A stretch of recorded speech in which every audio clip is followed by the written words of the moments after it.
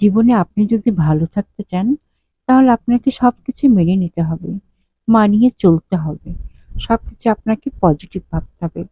কোনো এক্সপেকটেশন রাখা যাবে না। হ্যালো এভরিওয়ান, আমি সোহানা, সোহানা ওয়েলনেস থেকে স্বাগত জানাচ্ছি।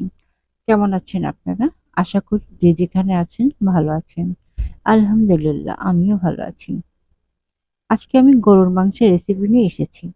গরুর মাংস সবাই কম বেশি পছন্দ করে। গরুর মাংস আপনি যেভাবে রান্না করবেন সেভাবেই ভালো লাগবে। আমি একেক সময় এককভাবে রান্না করি। কখনো হাতে মাখিয়ে, কখনো মসলা কষিয়ে, কখনো আলু দিই, আবার কখনো দিই না। দেখা যাক আজ কিভাবে রান্না করা যায়। প্রথমে আমি মাংসটা ভালো করে ধুয়ে রেখেছি। তারপর চুলায় একটা ফ্রাই প্যান বসিয়ে তাতে পরিমাণ মতো তেল দিয়ে দিলাম। তেল গরম হলে ১ কাপ পেঁয়াজ বেরেস্তা করে নিলাম। তারপর মাংসগুলো চুলায় বসিয়ে দিয়ে এর মধ্যে একে একে আদা বাটা, রসুন বাটা, আর ১ চামচ হলুদের গুঁড়া, ১.৫ চামচ ভাজা জিরা গুঁড়া, মরিচের গুঁড়া ৩ চামচ। আপনারা কমিয়ে বাড়িয়ে নিতে পারেন। গরুর মাংসে একটু ঝাল না হলে ভালো লাগে না। দারচিনি ৩-৪টা, এলাচ ৪-৫টা, কালো এলাচ ২-৩টা দিয়ে দিলাম। এবার কিছু আলু দিয়ে দিলাম। আর পরিমাণ মতো টক দই আর সয়া সস দিয়ে দিলাম। সবকিছু একসাথে কিছুক্ষণ কষিয়ে ঢেকে দিলাম। আমি কিন্তু কোনো পানি দেই নাই। মাংস থেকে যে পানি বের হয়েছে সেটা দিয়েই কষিয়ে নিয়েছি।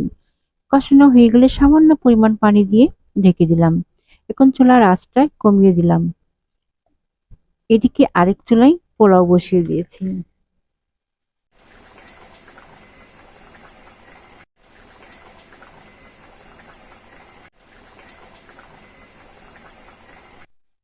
আর মসুরের ডাল একটু শুকনা শুকনা করে ভুনা করে রেখেছি। আর বিকেলের জন্য একটা নুডলস রান্না করে রাখলাম। আজ সিম্পল ভাবে কোনো সবজি ছাড়া রান্না করেছি। সব রান্না শেষ করে রান্নাঘরে কিছু টুকটাক কাজ থাকে, সেগুলো সেরে ফেললাম। গরুর মাংসটা আজ আমি একটু শুকনা করেই রান্না করেছি। গরুর মাংস সাদা ভাত কিংবা সাদা পোলাও কিংবা ভুনো খিচুড়ি বলেন, সবকিছুর সাথেই ভালো লাগে। তো আজ এই পর্যন্তই। যাবার আগে ছোট্ট একটা অনুরোধ, ইউটিউব চ্যানেলটাকে সাবস্ক্রাইব করুন আর ছোট্ট একটা লাইক। আর যদি আপনারা পেজ থেকে দেখে থাকেন তাহলে ফলো আর লাইক দিতে ভুলবেন না। আসসালামু আলাইকুম।